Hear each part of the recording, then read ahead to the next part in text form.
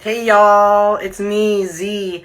I'm the Director of Youth Outreach for the Future Perfect Project, and tonight we have another amazing guest, Isabelle McCalla, lined up for our FPP live interview series where we have conversations with queer icons and artists across platforms, across media, to discuss what their life and their experience as queer artists has been. Hello, everyone. Hey, Jacob. I'm very excited to have Isabelle tonight. She is best known for her starring role in the musical The Prom, playing Alyssa Green. And then also is a Disney princess, was on Broadway in Aladdin as Jasmine, and is also a huge advocate and activist artist. So we're really excited to have her this evening. We have incredible programming coming up this week. Another FPOW Tuesday tomorrow night at 7 p.m. You can sign up by going to our link in our bio and finding out more information there. You can also sign up. We have a couple slots left for our queer comics series that we do. We have coming up over the next few Wednesday nights at 7 p.m. from February 3rd through February the 24th. And it's going to be an amazing month of programming for FPP, so we're really excited.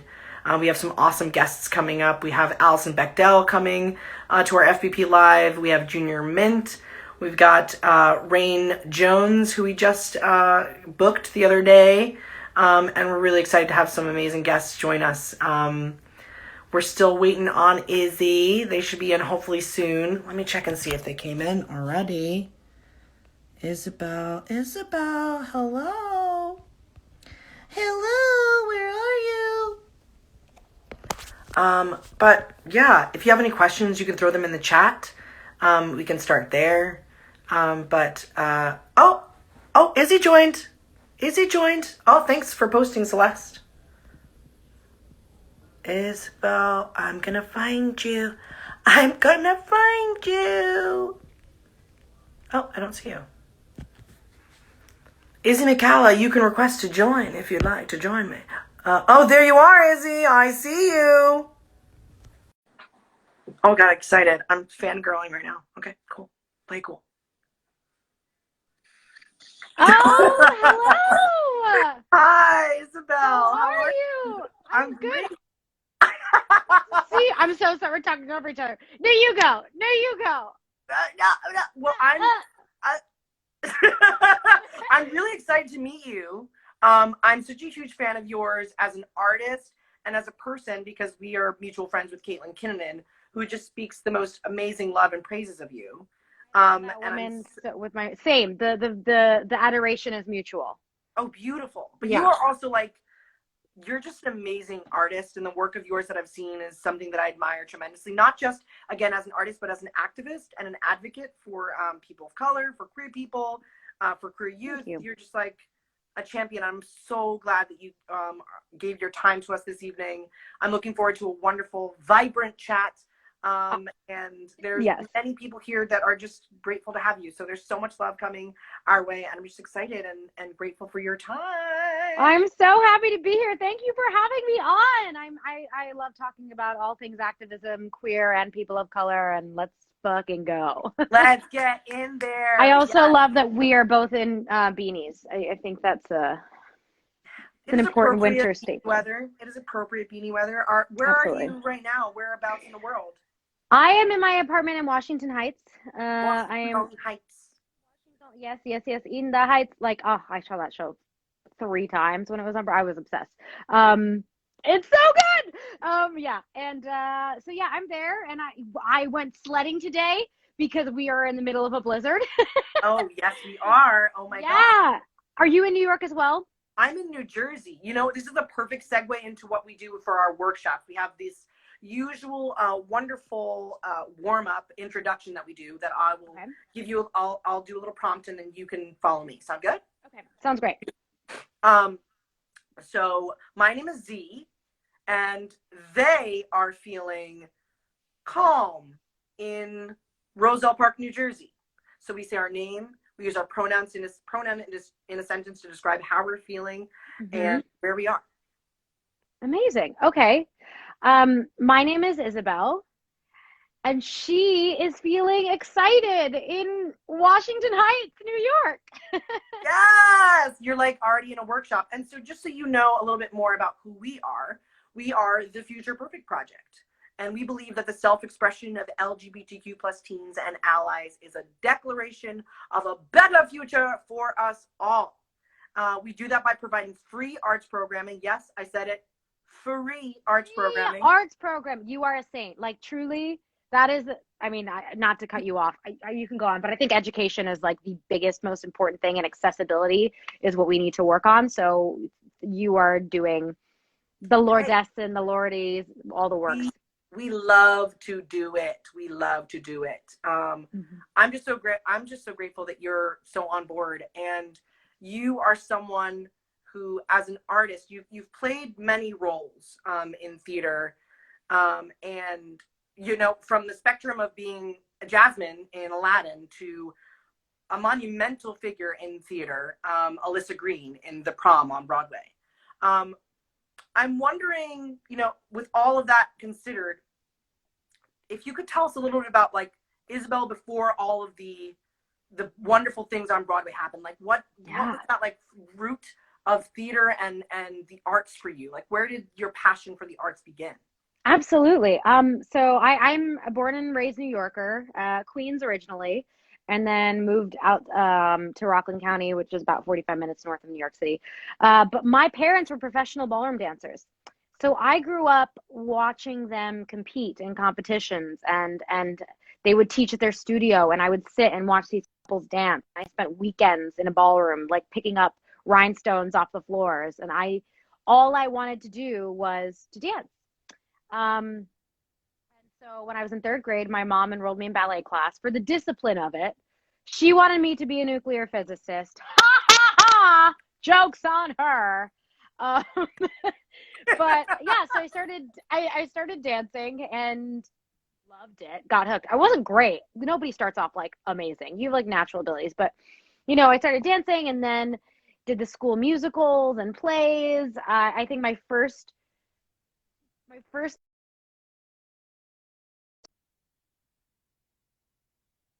fix his nose. I think I have to, yeah, and or the nose picker or whatever. And I ended up, I think,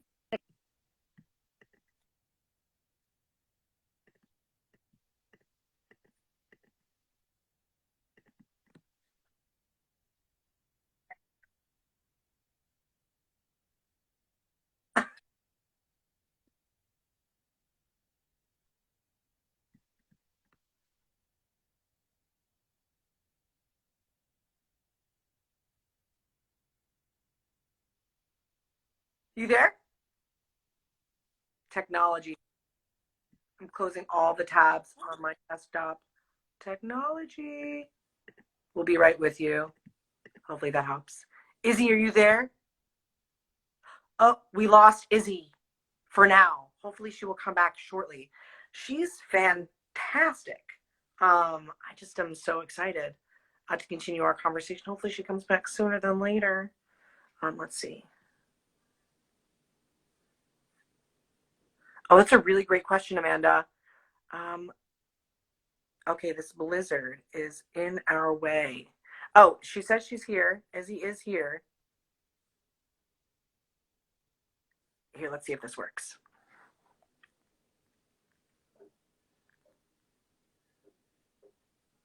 Waiting for Izzy McCalla. Oh, Izzy, I can see the stars from way up here. Oh, this blizzard is simply not giving us the best of luck tonight. Let me see. Izzy. Okay, I sent Izzy a request. Oh my gosh. I guess. Oh. I just love that I was getting roasted in the comments, or at least my internet was getting roasted. They're like, this always happens. Oh, Izzy's internet, it does. And I'm so sorry. It's terrible up here, and No. Well, we're lucky we have you. even if it's, distorted in any way, we'll figure it out. We'll get through. Come back. But so you were telling us about your life within the dance circle, getting into ballet for discipline, Yes. and just know a little bit more about yourself as a artist. So I'm wondering, Right. if you can tell us a little bit about how and when you first felt like you could exercise your agency as a person, where you like saw something in the world, and you're like, there's something wrong, and I need to do something about that. Oof. When was that first moment? Perhaps in your youth, or That is such a beautiful question, by the way. Exercise your agency. I love that. I'm going to start using that. When was the first time I felt like, probably when I was little and my parents would be fighting and I would get in, I was always a very outspoken child, in the sense that like I had and do have a strong moral compass, but when I was little, zero boundaries. So I would just speak anytime there was something wrong. Like anytime like I would think that my mom or dad were saying something mean to each other, I would say that. I was like, that's mean and cruel because of X, Y, and Z. And then same thing in like in the classroom. I was Miss Know It All, bossy. Like I had to be right at everything, but at the same time, I would also point out and be like, "Hey, that is a really mean thing you did." So I think it was because like I was lucky enough to be raised by a mother who was very outspoken and who reinforced in me that like just because you are a girl and just because you are a girl of color does not mean that your voice isn't important. And I was raised, my voice was encouraged. Luckily, I grew up in a household where my thoughts were challenged, where I was asked to stand up for what I believed in. And so it was odd to me being in school and not having other people stand up for things that were important. And like most of us, there was a period of time where that was lost, where I got it was beat out of me because I wanted people to like me instead of do what was right. You know what I mean? But I think it came back full force in college. A lot of like sexual, yeah, it was around a lot of sexism that I would witness. It was a lot of the way that my male friends were treating our female friends, and I just didn't have time for it. You know, I had in high school too. There was some pretty like toxic masculinity that just abounds, and I remember one of my best friends, Tim Biden, he knew that he was gay very early on, which is normal now, but like when I was in high school, it wasn't as relevant for people to be out so early in their lives. I mean, there was a little latent homophobia that was not even blatant homophobia that was going on. So I would see my friend hurting, and so I would like say something to these assholes who were also my friends. You know what I mean? Because I think as I get older, and as we all get older, we're understanding the difference between jokes and harmful rhetoric and harmful behavior. And the important thing is to stand up when you find moments of injustice. And for me, it always like starts in my gut. Like I always know something is wrong, even if I can't articulate it right away. I know that like, people could be hurt by what's going on right here. And so I guess it started being, I would just like say it. I would address the problem. I would address the person right off the bat, sometimes combatively, depending on how much alcohol I had in my system. Oh God. But then I got to a point where I was able to, of age, only 21 and older. Come on, please. And then I was able to fuel it and pinpoint it and funnel it into activism. And so like this past year for me is special. Well, I mean the prom. Well, actually, I'm so sorry, I'm rambling, but like there is a journey for activists where it feels kind of continuous and inevitable in a way. I knew that when I did Jasmine and Aladdin, I wanted education and resilience for women to be my major talking points, because for me, her being a princess is exactly what got in the way of what she wanted. So I wanted to make sure I pointed that out to young girls and make sure that what they didn't want to be a princess. They wanted to be a strong, smart, independent woman.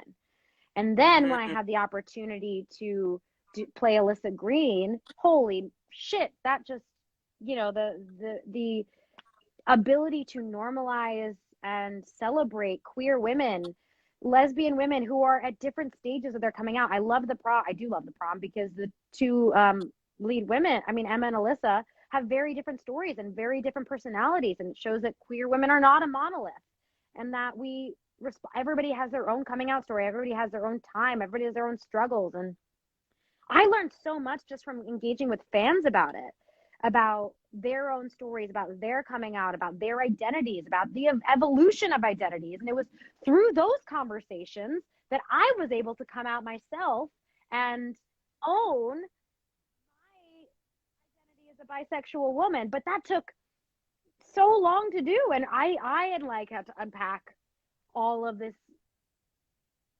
latent, not homophobia necessarily, but disregard for who I was, you know? Yeah. Yeah. And I would say my activism started with art, and now that we are in a pandemic, I am so grateful to have the opportunity to make the activism a little more grounded in the groundworks, like past the rallies, going like to meetings. And I'm now I'm an ambassador for Broadway for Racial Justice. We're doing a lot of great work there. I'm part of a coalition to end the new Jim Crow. So I'm working, and it's like constant studying too. Like so much of activism is just learning. And the more I'm just, yeah, I've rambled so much, and I don't mean to take up so much time rambling, but Please, this is time for your voice to be heard and for our community to hear what you have to say. And I am being filled with so much spirit from what you're saying. So please, no need for apology whatsoever.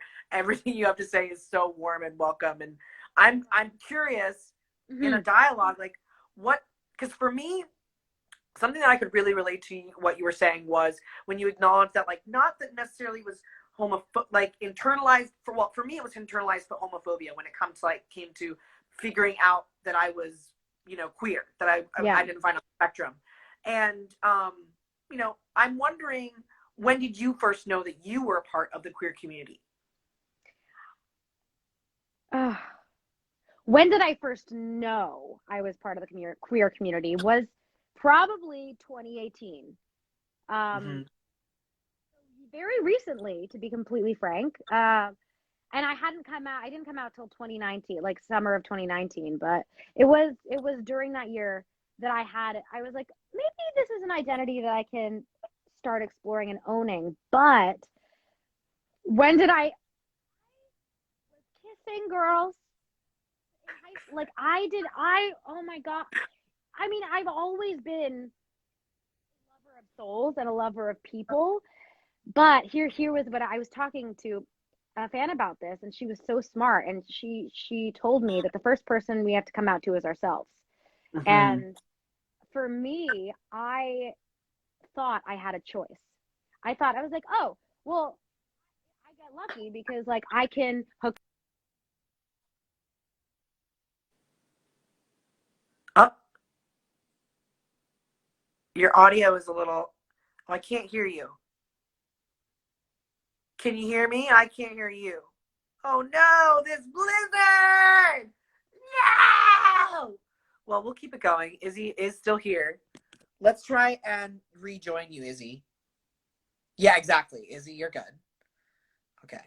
Here you are. Izzy, come on in again. Yeah. Brantley, can you hear me? Okay, you're back. So sorry about that. It was in like a really like momentous part of your story too. So you were just talking about, you were kissing girls, but like that you spoke to a fan and that they said, they said to you, the first person that we have to come out to is ourselves. Okay. That's really powerful. So powerful. And this is a recent conversation too. I mean, and the people in the prom community and the queer community that I've encountered are incredibly intelligent humans, so thoughtful, so wonderful. Unicorns. Unicorns, freaking unicorns.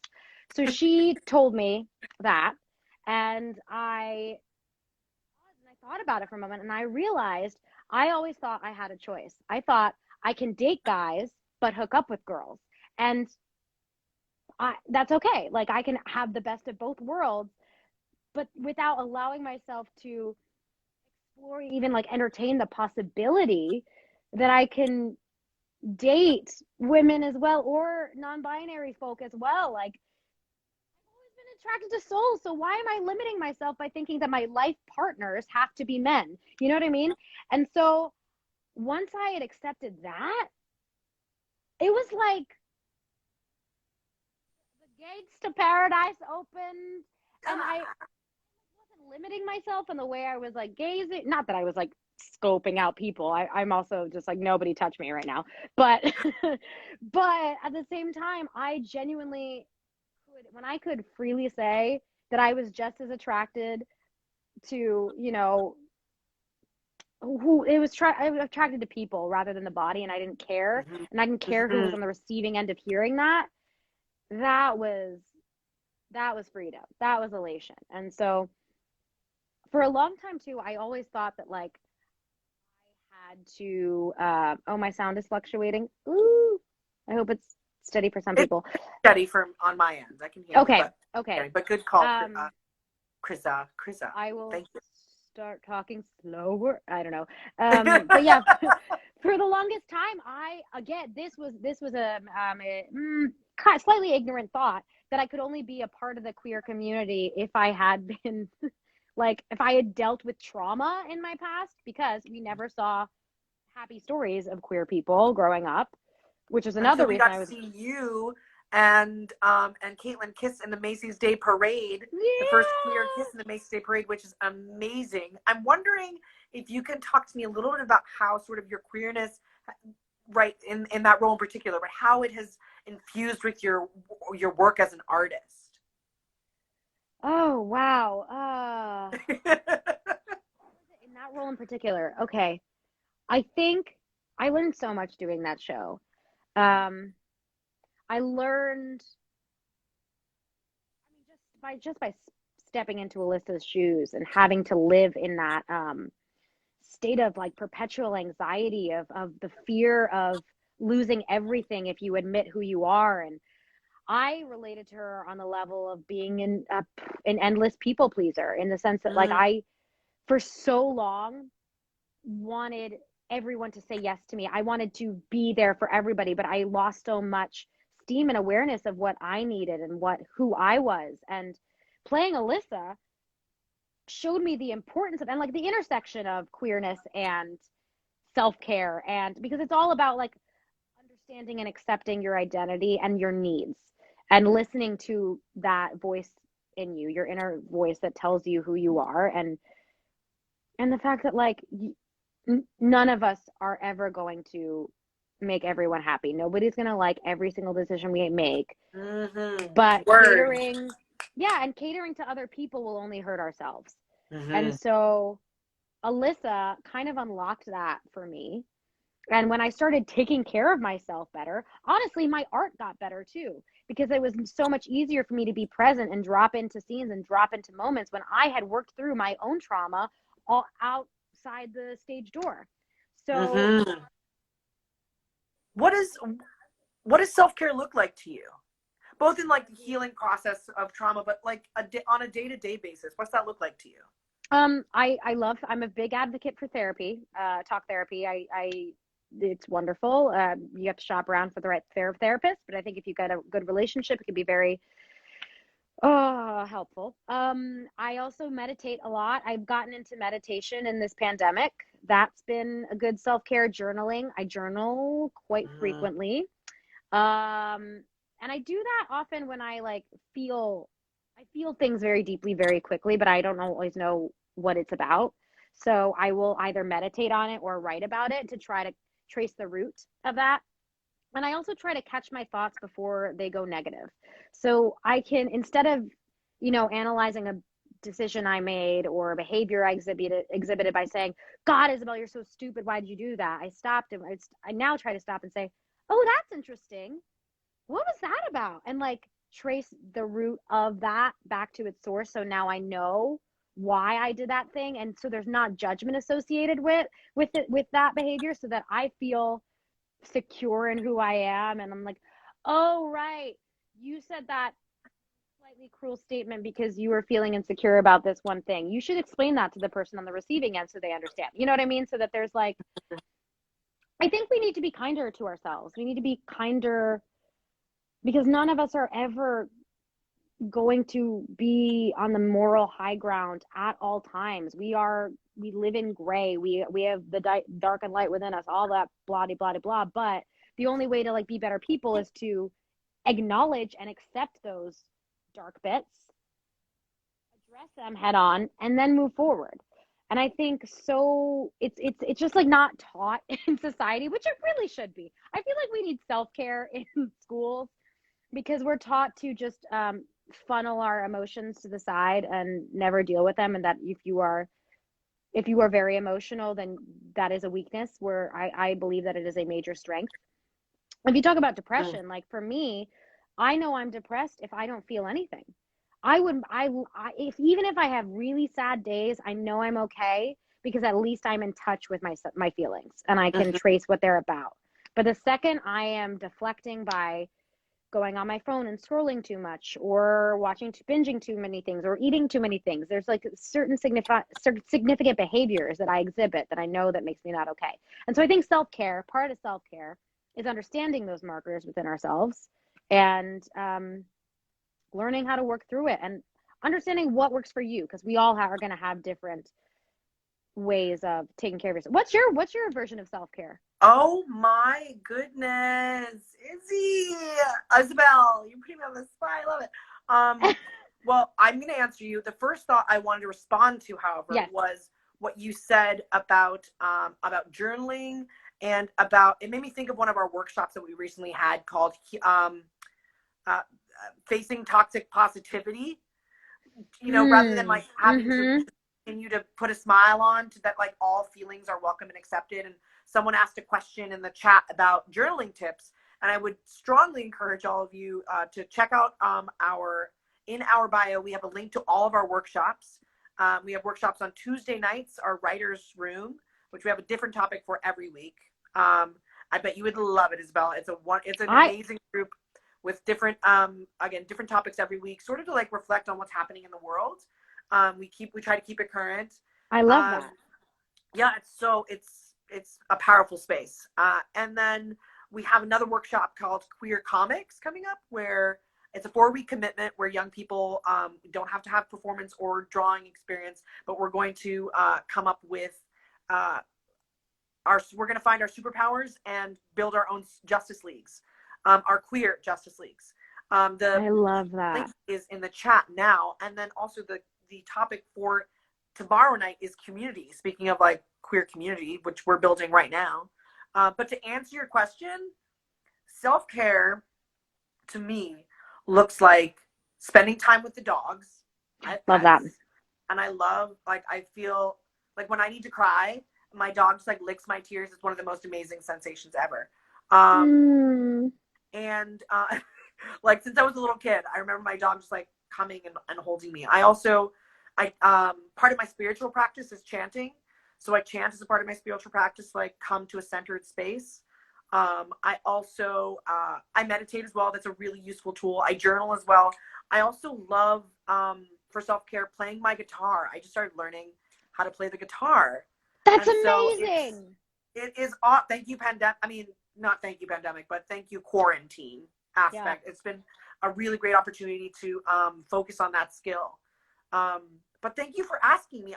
We're coming to the end of our time together for now, because I feel like this is just the beginning of a wonderful. Yeah, I agree. I'm in your corner, and you can probably call me. I want to get involved with your organization. I think you're doing phenomenal work. So, yeah. I'm so glad. So I'm wondering if you could say anything to queer youth who are watching, what would it be? Oh man, hi. I love you. First of all, if you are a queer youth, congrats, you're part of the best community in the world. First of all, like, that's awesome. My identity as being a part of the queer community came later than it came at the time I needed it to. But I will say, for so long thought I didn't deserve a spot in this community. And one thing that this community has taught me is that it is a place for people who, feel loved and don't feel loved. And we build our own families here. And there is a built-in community. Like, I think a lot of the people I came in contact with through prom have had various pasts. Some have struggled a lot. Some struggle to own who they are. Some struggle to come out to the people that they care about because they're so afraid of losing those relationships. And what I always tell them is that there will always be people in your corner, like waiting in the wings, ready to like embrace you and welcome you into this group. And your identity is not defined by what other people think. It is not defined. You don't have to explain your laundry list of people that you've had experiences with to be valid in who you are. And so just find those people who lift you up, who accept all the facets of you, also will check you, like I think just like who embrace the authentic version of who you are. And even if it feels like it may be dark and there aren't those people around, there are. You just got to do some searching for them. But everybody's got a family, and the queer community is a pretty awesome one. And one, oh God, that's so beautiful. One last one. Yes. And this is for your heart and soul. Okay. What does a perfect future look like to you? What does the perfect future look like to you? With future perfect with mind. My future person? With the future perfect in mind. Oh, my future perfect. I was like, future person. Oh, who is that? Future perfect in mind. Okay, well, it is a COVID-free, pandemic-free world with sustainable energy. We have, done a lot of great environmental work. I would say that we've secured laws that the white supremacy is gone. They have been eradicated. They are in the past. I would say that we are able to communicate with each other and not go to extremes very quickly. I would say there was no workplace discrimination for you based on your identity. I would love more, just theater wise, I love more gender bending in casting. I would love adequate representation that represents the demographics of our society. I would love white-centric heteronormative narratives, I think, and positive narratives about various demographics. I think that's important. I'm also hoping we get to, I think artists are elevated in a sense and respected, but I would hope that we value the artistry and the skill sets of all different cultures. And we get rid of this westernized centralization, I think, is like the main thing. Yes. Yeah, I so hear you. And the point that really sticks out to me is right, artists are respected to an extent, right? And what I hope for our future, in this perfect future that we can build together, is that artists use their voices to amplify each other, to support each other, to continue the sharing of work, of story, like the shamans used to gather us around the fire to tell a story, right? That kind of connection that we all have with each other. And I'm so, again, I can't thank you enough for connecting with the Future Perfect Project tonight. You are so a part of an amazing journey for us and with us. And I'm so glad that we can connect our communities and be able to have a dialogue about what's going on in the world. You're such an amazing advocate and activist. And your work as an artist is just so important to us. And to me as a recipient and viewer of your work. And I just think the things that you are doing in the world are so remarkable. I have so much love for you. And just a little note about our programming. Again, tomorrow we have a workshop at 7 p.m. It is a community topic. And then Wednesday we start our queer comics programming, which runs for the consecutive 4 Wednesdays at 7 p.m. You can sign up by going to our bio. There's a link tree there. You can sign up for all our programming. And you can get more incredible interviews like ours with Isabelle tonight if you follow at the Future Perfect Project. Yeah. What? So thank you again so much for your time, your love. I just feel so much connection. I know, even though we had a blizzard taking us out, Thank you for bearing with. I appreciate that. Of course. I mean, I know I positively rambled, but I spoke for the predominant portion of this. So thank you for allowing the space for my mind and my tongue to just run rampant. And that's why we're connecting. I think I also have so much love for you and what you do, Z, and this community is fantastic. And I'm happy to help in any way I can. I'm very here for education, like I said before, and access to it. So thank you for providing this platform and for, uplifting so many lives. This is amazing. Yes, of course. And to someone who was just asking, to tacos are tasty. That's their handle. Yes, we are about to post this interview on our wall, so you can watch more of Izzy and I. Isabelle, I just want to call you Izzy. You can call me both. It's fine. Okay, fantastic. You're a rock star. Have a wonderful rest of your night and stay warm, okay? You too. You too. Bye, everybody. Bye, love.